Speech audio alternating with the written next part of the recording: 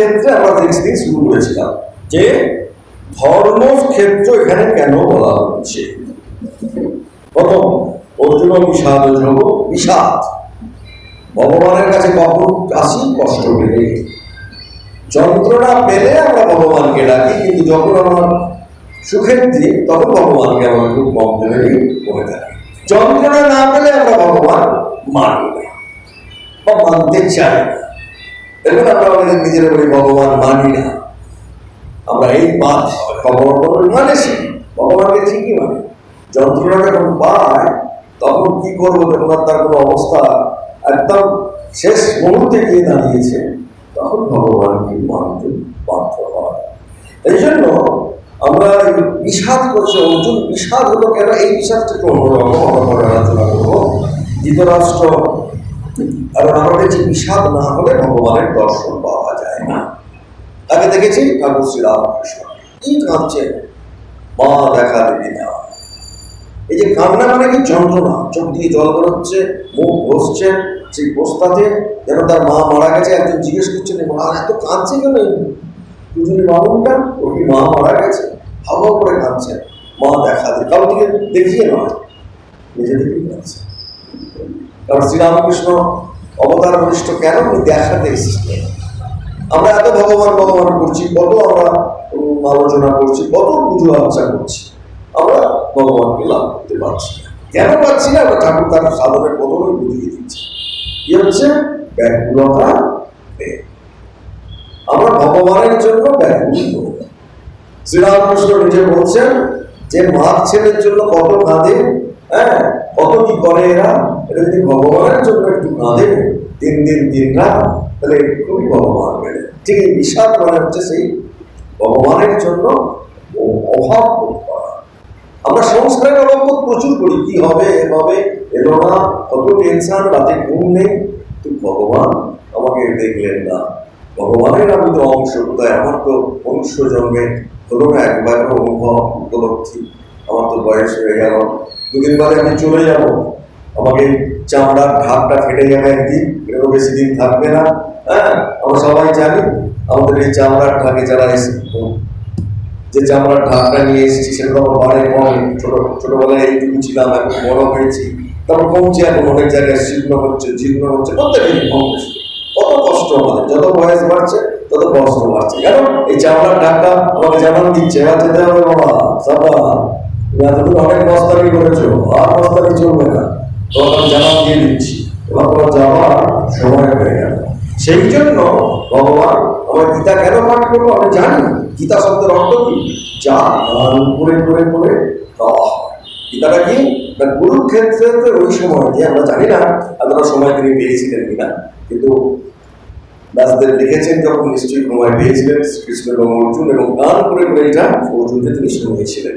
ধর্মক্ষেত্র কেন না? ত্রিধাতু বনপুত্রয় করে ধর্ম এবং ক্ষেত্র কথার অর্থ হচ্ছে যে সেই ভূমিটি ধর্মক্ষেত্র কিরম, যেমন সেটি ভূমি, তেমনি কুরুক্ষেত্র। কুরুক্ষেত্র মানে কি? এটা কুরু মানে কি? কুরু মধ্যে যে ত্রিধাতু কি আসছে, করণ। কুরু মানে করণ, করণ মানে কি? ইন্দ্রিয়। ইন্দ্রিয়গুলো কোথায় বিচরণ করে? ক্ষেত্র কি? দেহ।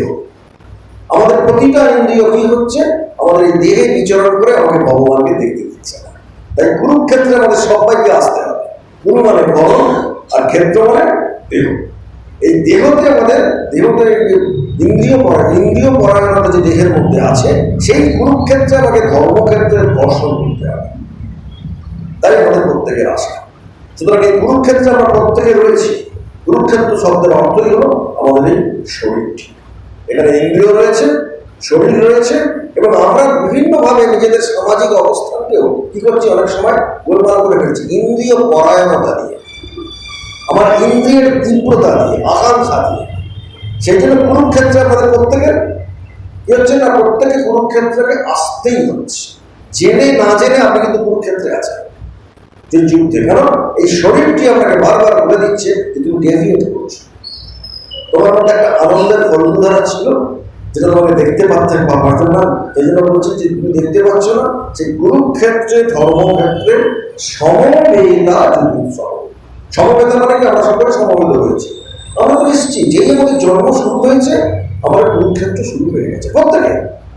ছোটবেলা থেকে আমরা দেখো যখন ইন্দ্রিয় বাড়ছে তখন আস্তে আস্তে আমাদের কত রকমের বাসনা কামনা সব জুটছে, এবং আস্তে আস্তে আমরা যেন সেই ইন্দ্রিয়ের সঙ্গে যুদ্ধ করে আমরা চেষ্টা করছি, কিন্তু আমরা প্রত্যেকের মধ্যে ভালো হওয়ার ইচ্ছে আছে। মানে এতগুলো মানুষ আপনারা গীতা পাঠ করে শুনতে আসেন, প্রত্যেকে আমরা জানছি আমরা ভালো হবো। এটাই শ্রীরামকৃষ্ণ বলছেন, এটাই ঠাকুর বলছেন, এটাই স্বামীজি বলছে, যে আমাদের ভালো হওয়ার ইচ্ছা এইটাই হচ্ছে আমাদের প্রত্যেকের মধ্যে রয়েছে। ভালো হবো, ভালো করবো, ভালো শুনবো। হ্যাঁ, এইটা কেন আসছে না, এই যে কুরুক্ষেত্রে মাঝে মাঝেই পরাঞ্চি খানি ব্যতিনাম স্বয়ং, এই শ্লোকটি খুব বলতেন আমাদের গত প্রেসিডেন্ট মহারাজ। উনি আমাদের যখন জ্ঞান যোগ করাতেন, স্মরণানন্দ হচ্ছে, আজ থেকে 40 বছর আগের কথা বলছি, ট্রেনিং সেন্টারে উনি আমাদের পড়াতে আসতেন সালমানপুর থেকে। তখন উনি পরাঞ্চি খানি ব্যতিনাম স্বয়ং বলে তিনি বারবার বলতেন এই প্রশ্নটা, যে দেখো তোমাদের ইন্দ্রিয়গুলো কি করছে, তোমাকে ডেভিয়েট করে দিচ্ছে। তোমার চোখ, তোমার জিভ, সবথেকে বেশি জিভ, একটু ভালো জিনিস খেলাম বেশি করে খেয়ে নিলাম, আর পরের দিনটি কি অবস্থা হবে সেদিকে আর ভালো ঠিক নেই, ভালো করেই আমরা বেশি খেয়ে নিচ্ছি, খেয়ে নেওয়া না। কারণ জীবটা যার সংযমে আছে, জিতম রসে, জিতম সর্বম জিতম রসে, সে সমস্ত কিছু কন্ট্রোল করতে পারে। যে মহাপুরুষ, মহাজকে মহাপ্রভুকে, শ্রীমৎ আমাদের চৈতন্য মহাপ্রভু, শ্রীকৃষ্ণ চৈতন্য মহাপ্রভুকে তিনি এমনই অপূর্ব মহাপ্রভু, মানে কি তিনি তো একজন অবতার বরিষ্ঠ, তিনি স্বয়ং শ্রীরামকৃষ্ণ তো মহাপ্রভু বলে, তারা এখানে অবতারিত আসছেন। তার কিরকম ছিল না, তিনি জিভের উপরে একদানা চিনি রেখেছেন, চিনি রেখে ফুঁ দিয়ে উড়িয়ে দিচ্ছে, মানে জিভটাকে এত কন্ট্রোলে রেখেছেন, শুকনো করে ফেলেছেন, জীবের মধ্যে একদানা চিনি দিয়ে ফুঁ দিয়ে ওরা করতে একদানা। এটা মহাপ্রভু করেছেন কেন, সাধারণ মানুষকে দেখানোর জন্য। যখনই জীব কন্ট্রোলে এসে গেল, আমরা ভগবানের কাছে পৌঁছে যাচ্ছি। জীব কন্ট্রোলে এসে গেল, শরীর ঠিক থাকবে, অন্যদিকে মন যাবে না, এবং আমার ভেতরে যিনি আছেন আমি তাকে দেখতে পাবো। আমরা দেখতে পাচ্ছি না কেন না, আমাদের সমস্ত ইন্দ্রিয়গুলো বাইরের দিকে মুখ করে রয়েছে, কিছুতেই পাচ্ছি না। তাই বলছেন যে ধর্মক্ষেত্রে সমবেতা যুদ্ধ, সবাই আমরা যুদ্ধ করতে এসেছি কেন কুরুক্ষেত্রে না, আমাদের মধ্যে সু এবং কুয়ের যুদ্ধ চলছে। ভালো জিনিসটা দেখবো, মোবাইলে বলুন, টিভিতে বলুন, বাজে জিনিস, খারাপ জিনিস আছে, ভালো জিনিস আমি কোনটা দেখবো? যাদের মধ্যে আমাদের ম্যাচুরিটি এসে আমরা ভালো জিনিস দিচ্ছি, যাদের ম্যাচুরিটি এসে বাচ্চাগুলো মনে করছে। এই যে এইটাই গীতা শেখাচ্ছে, গীতা আমাকে কি শেখাচ্ছে এই জিনিসটা। সেই জন্য মনে করতে হবে, মামকা পাণ্ডবাশ্চৈব কিম অপূর্বত সন্দেহ, ধৃতরাষ্ট্র জিজ্ঞেস করছে। এখানে ধৃতরাষ্ট্রকে, যে রাষ্ট্রকে ধরে আছে, ধৃতরাষ্ট্র কি, তিনি রাজাকে রাষ্ট্র, তিনি রাষ্ট্রকে ধরে আছে, মানে তার সত্যতা, তার সততার উপরে পুরো রাষ্ট্র নির্ভর করছে। রাষ্ট্রকে যিনি ধরে থাকবেন তাকে কিন্তু সর্বদা ইম্পার্সিয়াল হতে হবে, নিরপেক্ষ হতে হবে, নৈতিক হতে হবে। ধৃতরাষ্ট্র শব্দের অর্থ যিনি রাষ্ট্রকে ধরে আছেন, তিনি হলেন ধৃতরাষ্ট্র। ধৃতরাষ্ট্র এই জন্য তিনি যে প্রথম বলছেন, মামকা পাণ্ডব, আমার যে পুত্র এবং পাণ্ডব, কিম অপূর্বত সঞ্জয়, তারা কি করছিল? ওই যে যুদ্ধক্ষেত্রে সবাই মিলে দাঁড়িয়েছে, সেখানে আমার ছেলেরা আর পাণ্ডব যারা বিরুদ্ধ পক্ষ, ওরা দুজন কি করছে ওকে জিজ্ঞেস করছে। তারপরের শ্লোকে আমরা একটু আগে পড়েছি, সঞ্জয় বাচ, সঞ্জয় উত্তর দিচ্ছেন, উত্তর দিচ্ছেন, দৃষ্ট্বা তু পাণ্ডবানিকং গুণং দুর্যোধনস্তদা, মানে কি না, দেখিয়া তিনি বলছেন সঞ্জয়, যে তিনি বলছেন রাজা দুর্যোধন পাণ্ডব সৈন্যকে গুহা করে অবস্থা দেখিয়া, পাণ্ডব সৈন্যগুলো একটা গুহা রচনা করেছেন, যে আচার্য দ্রোণের নিকট গমন পূর্ব তিনি এই কথা বলিলেন। দৃষ্ট্বা তু পাণ্ডবানিকং, মানে দুর্যোধন কি করছে তিনি বলছেন, দুর্যোধন দেখলেন যে পাণ্ডবরা গুহ রচনা করে দাঁড়িয়ে আছে, সেই জন্য তিনি কি করলেন, সেই জন্য ভ্রূণ দেখে ভ্রূণ দুর্যোধন দেখে আচার্য উপসংগম্য রাজা বচন অব্রেবী, এবং সেই জন্য আচার্যর কাছে গিয়ে তিনি কিছু বলছেন। আচার্যকে কে বলছেন? দুর্যোধন। কি বলছেন না, পশ্য এতা, তিনি বলছেন দেখো ওই যে দুর্যোধন কৌরবদের প্রধান সেনাপতিকে পিতামহ ভীষ্মদেব, আর পাণ্ডবদের সেনাপতিকে ধৃষ্টদ্যুম্ন। সেজন্য দৃষ্ট্বা তু পাণ্ডবানীকম, যে কোন পক্ষের প্রধান সেনাপতিকে যদি কেউ বন্দী করে নেওয়া যায় তাহলে কি হবে? যুদ্ধের চেহারা পাল্টে। আর ধৃষ্টদ্যুম্নের জন্ম কেন হয়েছে আপনারা জানেন, যারা মহাভারত পড়েছেন। কেন হয়েছে না, ধ্রুপদ রেগে গিয়েছিল, তাকে বন্দী করেছিল দ্রোণাচার্য, যে আমার এমন একটা ছেলে চাই যে হত্যা করবে আমার বন্ধুকে, আমাকে ওটা অপমান করেছে দিয়ে। সেই ছেলেটা জন্মেছে ধৃষ্টদ্যুম্ন, যে যুদ্ধক্ষেত্রে অপরাজেয়, তাকে কেউ মারতে পারবে না, এবং তার একমাত্র কাজ কি? দ্রোণাচার্যকে হত্যা।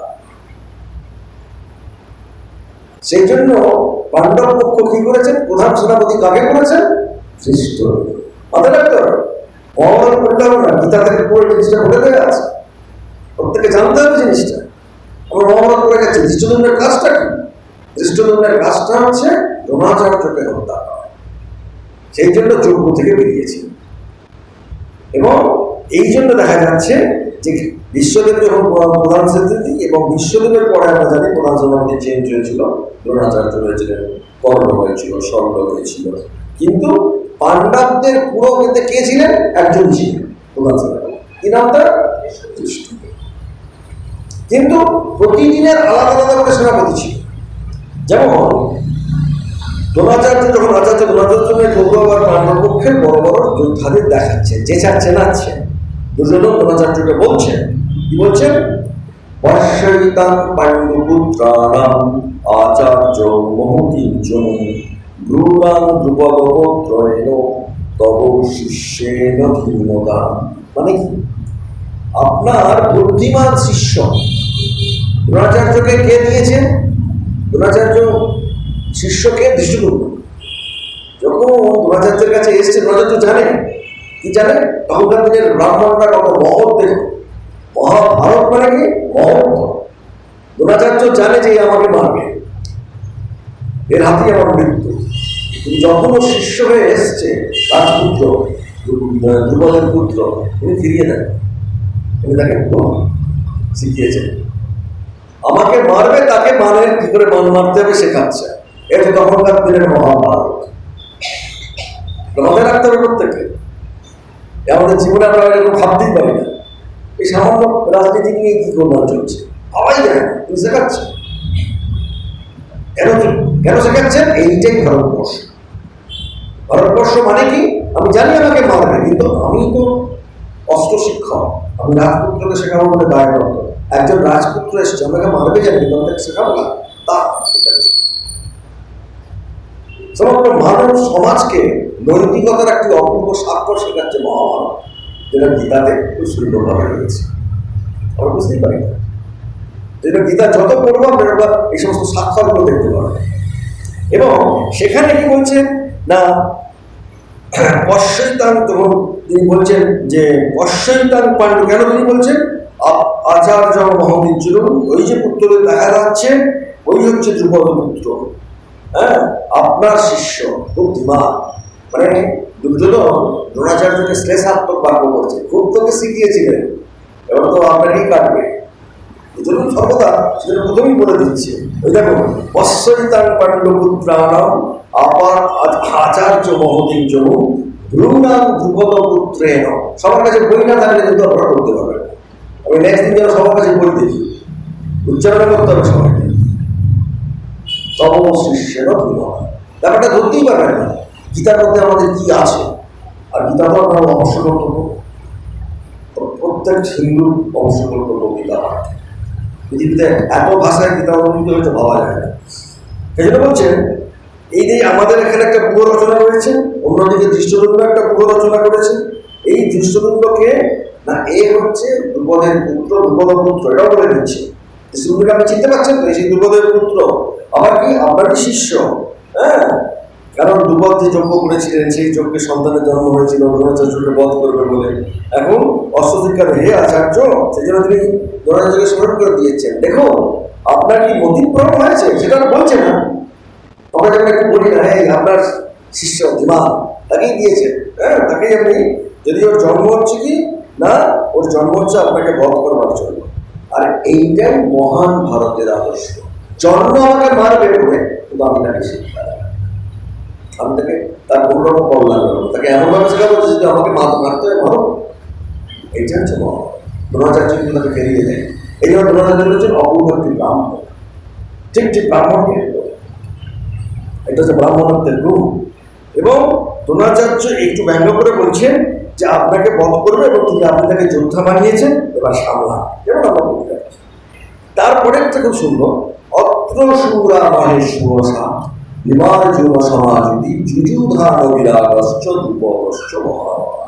এখানে শুধুমাত্র কতগুলো নাম আছে। এই নামগুলো আমরা অনেকে জানি আর জানি না। আমি নামগুলো নিয়ে বেশি যাচ্ছি না কেন, যে পাণ্ডবদের পক্ষে কারা আছেন তিনি বলছেন। পাণ্ডবদের পক্ষে প্রথম আছেন সাত্যকী।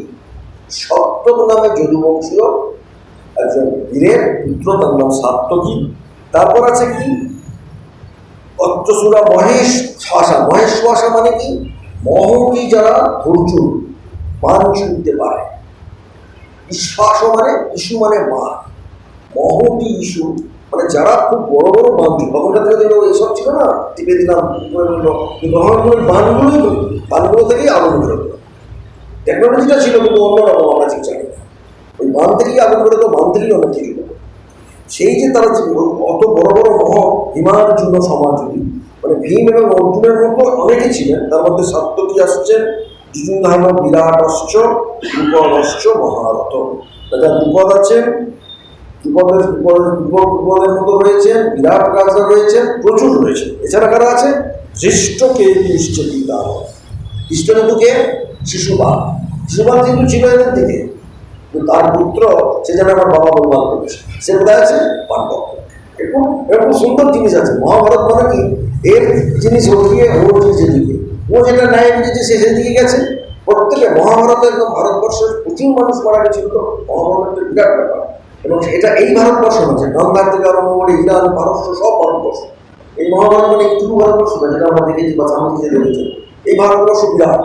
এই ভারতবর্ষ কল্পনা করা যায় না। সেই ভারতবর্ষের কথা হচ্ছে যে তখন কোনো ইসলাম বলে কিছু নেই, ওই সবটাই ভারত। ইরান, টারান, আরব, সব ওখানে ইসলাম কোনো প্রশ্নই নেই। সেই ভারতবর্ষের কথা বলা হচ্ছে। এটা মাথায় রাখতে হবে। কোন ভারতবর্ষ, ওই ভারতবর্ষ, যে ভারতবর্ষকে আমরা বলতে পারি। সেইখানে বলছে যে চেকিতান, যদুবংশের চেকিতান আর একজন রয়েছেন, কাশীরাজ রয়েছেন, গুরুজিৎ রয়েছেন, রাজা কুন্তিভোজ রয়েছেন, প্রচুর বিভিন্ন জায়গার বিভিন্ন রাষ্ট্রের বিভিন্ন নাম ছিল সেখানে। আর কৌরবদের পক্ষে কারা আছেন সেটা পরবর্তীকালে তিনি বলছেন যে যুধামন্যশ্চ বিক্রান্ত উত্তমঞ্জাশ্চ বীর্যবান সৌভদ্র দ্রৌপদেয়াশ্চ এব সর্ব এব মহারথা। এগুলো শেষ হয়নি। এ বলছেন যুধামন্যশ্চ মানে কি, আরো অন্যরকম রয়েছে। কারা কারা রয়েছেন না, আমাদের পক্ষে যুধামন্যশ্চ বলতে এরা রয়েছেন পাণ্ডব সেনাদের মধ্যে কুন্তিরাজ, পাঞ্চাল দেশীয় যে যুধামন্যু, মহাশক্তিমান উত্তমঞ্জা, সুভদ্রার পুত্র অভিমন্যু, দ্রৌপদীর 5 পুত্র। দ্রৌপদীর কতগুলো পুত্র, 5 জন। যুধিষ্ঠির, প্রত্যেকের অবশ্যই একজন করে 5 পুত্র দ্রৌপদী। তারা এইরকম সমস্ত সব নাম রয়েছে। এবং এরা সকলে মহাধনুর্ধর, মহারথ। মহারথ মানে কারা, যে বীর 10,000 ধনুর্ধরের সাথে একাকী যুদ্ধ করতে সমর্থ, সেই হচ্ছে মহারথ। এরা সবাই মহারথ। এরা একসঙ্গে 10,000 ধনুর্ধর। আমাদের কাছে কমান্ডার বুঝলো নি, চলে যায় না, একসঙ্গে 10,000 একজন একটা ধনুক নিয়ে কি করে একটা রথের উঠে, কি টেকনোলজি আমরা জানি। একসঙ্গে 10,000 করতে, এদের নাম দেওয়া হয়েছে মহারথ। তারপরে বলছেন যে এইগুলো গেল পাণ্ডবদের পক্ষে। সব পাণ্ডবদের নামগুলো বলা, পাণ্ডবদের কারা কারা ছিল। এবারে কারা বলা হচ্ছে, এবারে আসছে কৌরব। অস্মাকৌতু বিশিষ্টা যে তান্ডে বোধিযত্ন নায়কা মনসৈন্যস্য সংঘার্থমিতান দ্রবীতে। আমাদের পক্ষে কে আছে, বিশ্ব, ভয় লাগে কর্ণ, এখনকার নাম দিয়েছে, ভয়ের কথা ছিল না। কৃপাচার্য, অশ্বত্থামা, বিকর্ণ, ভূরিশ্রবা, জয়দ্রথ, সব বড় বড় জয়দ্রথ, এরা সব রয়েছে। এবং আমাদের জন্য প্রাণদান করতে আরো অনেক বীরেরা আছে, আরো অনেক বীরেরা রয়েছে। এবং ভবান ভীষ্মশ্চ, তারপরে আছে ভবান অস্মান বিশিষ্টাজে তান্নি বৌদ্ধ নায়কা মম সৈন্যস্য সংবাদতা প্রবীবিতে। ভবান ভীষ্মশ্চ কর্ণশ্চ দীপশ্চ সমিতিঞ্জয় অশ্বত্থামা বিবর্ণশ্চ সৌবর্ণীর জয়দ্রথ। এই যেগুলো আমি বললাম সেটাকে বাংলায় যে আমাদের পক্ষে বিশ্ব, কর্ণ, কৃপাচার্য, অশ্বত্থামা, বিকর্ণ, ভূরিশ্রবা আছে। এবং এছাড়া দশম শ্লোক অন্যে চ বহবশিবা মদর্থে দেখতে জীবিতা, শুধুমাত্র গৌরবদের জন্য জীবন দেব, এবং প্রচুর মানুষ চলে এসছে যুদ্ধ দেখতে, এবং নানা শস্ত্র প্রহরণা, এরা সব যুদ্ধ বিশারদ রয়েছে। তারপরে তিনি একটি সুন্দর কথা বলছেন, এই কথাটা আমরা ভালো করে সুন্দর বুঝবো। কি বলছেন? অপর্যাপ্তম তদস্মাকম, 10 নম্বর শ্লোক, বলম ভীষ্মাভিরক্ষিতা পর্যাপ্তম তিদমে দশাম বলম ভীমাভিরক্ষিতা। মানে কি? মানেটা হলো, হে আচার্য, পিতামহ বিশ্ব কর্তৃক সুরক্ষিত আমাদের সৈন্যবল অপরিমিত, মানে যুদ্ধজয়ের সামর্থ্য যথেষ্ট। এবং কিন্তু ভীম কর্তৃক, ভীমা তখন বলছে, আর একটা বলছে কি, ভীষ্মে বা বিরক্ষ না পর্যাপ্ত তিদমে দেশা বলম ভীমা বিরক্ষিত। কথার অর্থ কি? না, দেখা যাচ্ছে যে ভীম কর্তৃক বারণ সৈন্য পরিচালিত শিবির, এদের ছিল 11 কোটি, মানে 11 কোটি, আর এদের ছিল 7 কোটি। তাহলে জিতবে কারা? কৌরবদের ছিল 11, পাণ্ডবদের ছিল 7। কারণ নারায়ণী সেনা ভগবান শ্রীকৃষ্ণের যা ছিল সব দিয়ে দিয়েছে, তাই ওদের বেড়ে গেছে। নারায়ণী সেনা কাদের দিয়েছে? কৌরবদের। উনি বলছেন, আমার সব যুদ্ধ, আমার যা অস্ত্র, আমার যা সেনা একদিকে, আর আমি একদিকে, তাকে নেই। তোর দুজন বলছে, বাবা আমি তো তোমাকে একা নিয়ে কি করবো, একা তোমার যারা কেউ পরাজিত করতে পারে না তাদেরই নেবে। ঘটনা আমরা জানি যে প্রথমে একে দেখেছে, হ্যাঁ, তুমি কাকে নেবে, তখনও বলেছে কর্মাবদ্ধ দৃষ্টি তোমার কাছে, তোমাকে ছাড়া কি চাই। ও মনে চাপ তখন আমি দুটো ভাগ করেছি, একটা জায়গায় আমি, আর একটা জায়গায় আমার সব সৈন্য। দুজন তো ভাবছি যদি সৈন্য চাই তবে কেন, ওকে কি চেয়েছে, সহা আমি তো তুমি ছাড়া পাই না, আমার তুমি হলেই হবে, আমরা জানি। তখন সেখানে বলে একদিকে আমি, আর একদিকে আমার সমস্ত সৈন্য সুরবীর সব, আর একদিকে। এই ঘটনায় আমরা জানি, সবাই আমরা করেছি মহাভারত, সবাই জানি। এইখানে এই যে অপর্যাপ্ত ভাষাটা খুব অত্যন্ত কঠিন। পর্যাপ্ত শব্দের অর্থ কি? প্রচুর, তাই তো? আর অপর্যাপ্ত মানে প্রয়োজনের তুলনায় অল্প। ঠিক এখানে ঠিক উল্টো ব্যবহার করছে। ভীষ্ম অপর্যাপ্ত সৈন্যবল দিয়ে সুরক্ষিত, আর ভীম পর্যাপ্ত সৈন্যবল দিয়ে সুরক্ষিত। ব্যাপারটা কি? এক জায়গায় খুব সুন্দর করে অনুবাদ করছে যে বিশ্বের এত সৈন্যবল থাকতেও তিনি দুর্বল, তাই তাকে বলা হচ্ছে পর্যাপ্ত। কেন বিশ্ব দুর্বল? না, বিশ্ব নৈতিকতার সঙ্গে কম্প্রোমাইজ করেছে, তার প্রতিজ্ঞাকে গুলিয়ে দিয়েছে নৈতিকতার সঙ্গে, তাই জন্য বিশ্ব দুর্বল। এটা কিন্তু প্রথমে বলে দিচ্ছে ব্যস্ত সঞ্জয়, বিশ্ব দুর্বল কেন? নৈতিকতার সঙ্গে। আর এক জায়গায় অনুবাদ করছি যে বিশ্বের এত সৈন্যবল থাকা সত্ত্বেও তিনি দুর্বল, অপর্যাপ্ত। এখানে পর্যাপ্ত মানে পরিমাপ্ত, মানে সীমিত, একটা নির্দিষ্ট সীমানা দিয়ে ঘিরে রাখা হয়েছে, মানে যেটা সীমা নির্দিষ্ট করা যাচ্ছে না। এই জন্য দুর্যোধন বলছে আমাদের সৈন্য অপরিমিত, আর ভীমের সৈন্যবল পরিমিত। কিন্তু যদি ঠিক মতো আমরা এটাকে ভাঙি, তাহলে দেখা যাবে যে অপর্যাপ্ত করতে এখানে কি বোঝা যাচ্ছে? যথেষ্ট নয়, যে কোনো মুহূর্তে বিশ্ব হেরে যেতে পারে, কারণ নৈতিকতা নামক জিনিসটি তার কাছ থেকে মাইনাসে আছে। বিশ্ব খুব বড় যোদ্ধা, সে কোনো সন্দেহ নেই, পৃথিবীতে কেউ হারাতে পারবে না বিশ্ব। এমন কোনো যোদ্ধারই জন্ম হয়নি, সেই আছে কৌরব পক্ষে। কিন্তু সেখানে ভগবান বলে দিচ্ছেন যে যুবক পুত্র, তারা পরবর্তীকালে একটা কি বলছেন যে তোমাদের আর একটা আছে কথা না, ভীমাভিরক্ষিতম, বিশ্বের সাথে ধৃষ্টদ্যুম্নের তুলনা করে এখানে ভীমের তুলনা, ভীম তো প্রধান সেনাপতি নয়, একদিকে ভীষ্ম যাদের রক্ষা করছেন আর একদিকে ভীমও রক্ষা করছেন। তাহলে এখন ধৃষ্টদ্যুম্নের কথা না বলে এখানে ধৃষ্টদ্যুম্ন তো আসেন, ভীমাভিরক্ষিত হচ্ছে। ভীম কি? ভীম ওই দিনের যোগ্য সেনাপতি। প্রথম দিন যখন যুদ্ধ হচ্ছে মূল সেনাপতি হচ্ছেন ধৃষ্টদ্যুম্ন, কিন্তু ওই দিনের যুদ্ধের সেনাপতি হচ্ছে। সেই জন্য বলছে যে এইটা দেখা যাচ্ছে যে ভীম দিয়ে তিনি ভীম যাদের রক্ষা করছেন, সেই জন্য আগে ধ্রুপদের পুত্র দ্রোণাচার্যের শিষ্য, পাণ্ডবদের প্রভাশক্তি, ভীমও দ্রোণাচার্যের শিষ্য। তাহলে ধ্রুপদের ছেলের নাম ভীম তো হতে পারে না, তাহলে কবিতা পড়তে গেলে এই সমস্যাটা মিলবে না, কারণ ভীম নিজেই শক্তিশালী। তাই দুজন বলছেন যে এটা পরিষ্কার বোঝা যাচ্ছে যে এরা পারবে না, আমার 11 কোটি সৈন্য বিশ্ব আমার আর মধ্যে আছে, আর ওদের কিচ্ছু নেই, এটাই তো আমি বলছি, সুতরাং এরা তো পারবে না।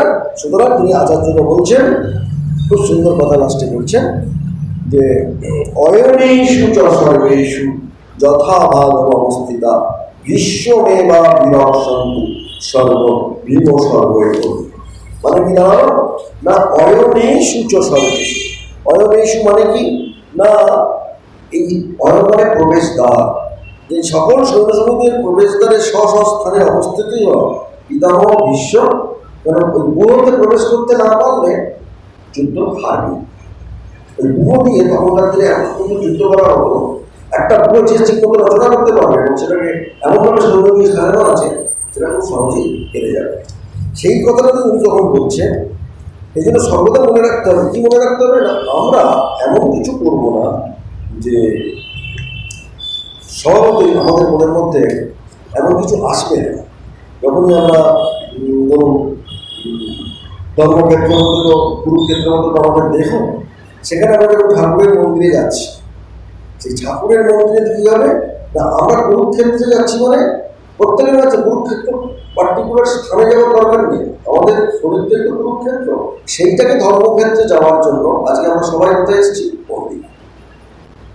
সুতরাং গীতা পাঠ হয়ে যাচ্ছে, শুধু গীতা পাঠ হচ্ছে না, আপনার মধ্যে একটা কি চলছে, একটা সম্পূর্ণ শুদ্ধিকরণ যোগ্য চলছে, যেটা খুব সম্ভব ভগবানের কাছে সমর্পণ।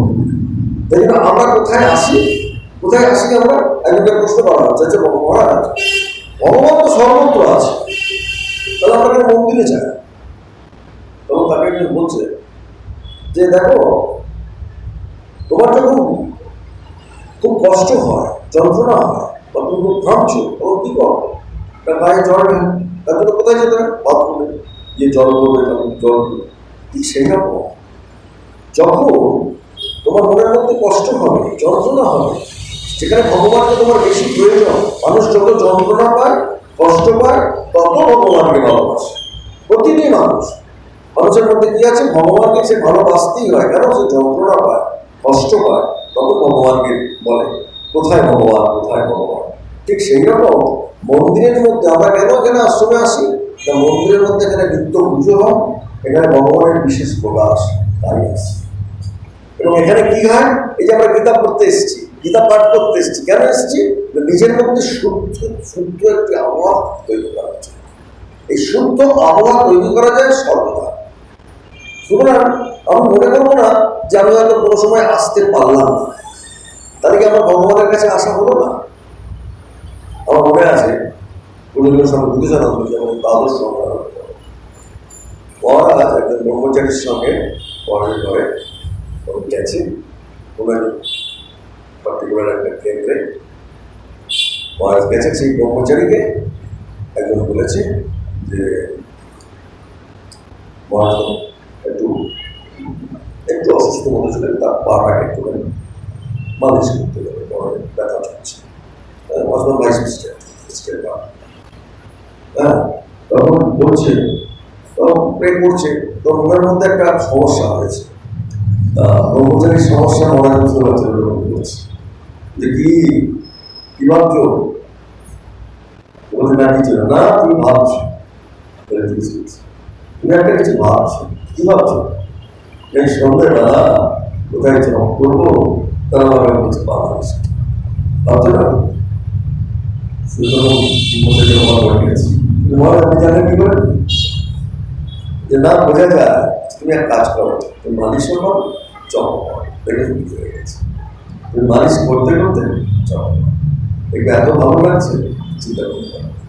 কিন্তু তোমার মনের মতো আর কষ্ট হচ্ছে,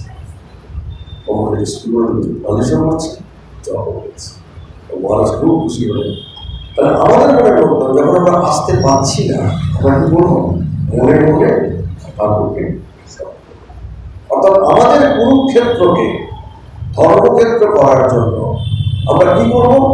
মনে মনে ভগবত নাম জপ। এটি হচ্ছে মহাপুরুষদের বিধান। এদের আমরা আমাদের যখন আমরা গীতা পড়ছি, হয়তো গীতা পাঠে আসতে পারছি না, তখন তাদের মনের মধ্যে কষ্ট হবে। এই কষ্টটা আমি কি করে দূর করবো? ওইটা করে দূর করবো যেন আমার মনের মধ্যে কখনো ভগবানের নাম জপের ইচ্ছা যেন আমার থাকে। আর নাম জপ করলে কি হবে না, আমার কষ্টটা দূর হবে। যত নাম জপ করবেন আপনার আসক্তি কমবে, যত টেনশন কমবে। নাম কি করে আমাদের, আমি একটা গল্প আমাদের বলেছিলাম, ওনারা সেই কুকুরে পোকা মনে আছে কারো? সব ভুলে গেছে। কুকুরে পোকা আর মৌমাছি গল্প।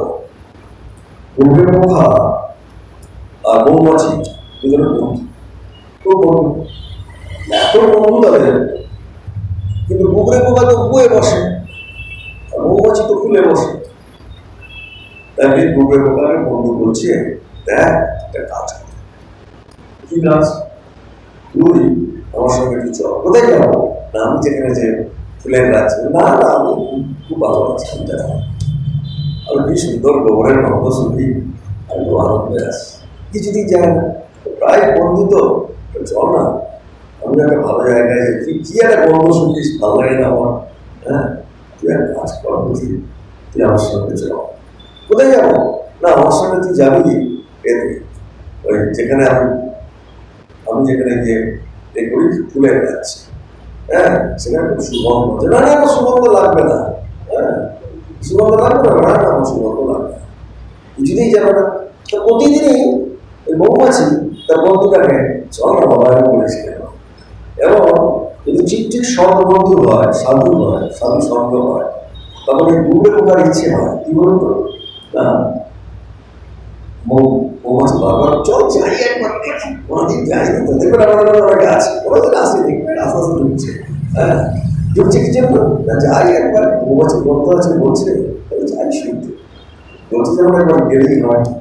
গেলেন গিয়ে কি করলাম, ওকে প্রথমেই নিয়ে গেছে উঠছে উঠছে অনেক দূর নিয়ে, ওকে কোথায় ঢুকে পড়েছে না, ওকে একটা গোলাপের বাগানে নিয়ে গেছে।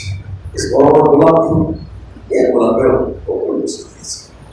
বসে দিয়ে কিছুক্ষণ করে বলছে, বন্ধু বন্ধু কি বুঝতে পারছো কিরকম সুন্দর? না না আমি কিছু বুঝতে পারছি না, খুব আনন্দে আছে, আমার গোবরের গন্ধে এখন খুব ভালো আছি। হ্যাঁ গোবরের গন্ধ ভালোবাসি, হ্যাঁ খুব সুন্দর গোবরের গন্ধ পাচ্ছি। কি তুমি বলছো বাবা? কিছুই বলো না গোবরের গন্ধে। দেখা গেল গোবরের পোকা কি করে, এরা বড় বড় তাদের সুর আছে, সুরগুলো গোবরে ঢুকিয়েছে, ঢুকিয়ে গিয়েছে সুরের ওপরে গোবর বসে গেছে, দিয়ে সেগুলো শুকিয়েও গেছে।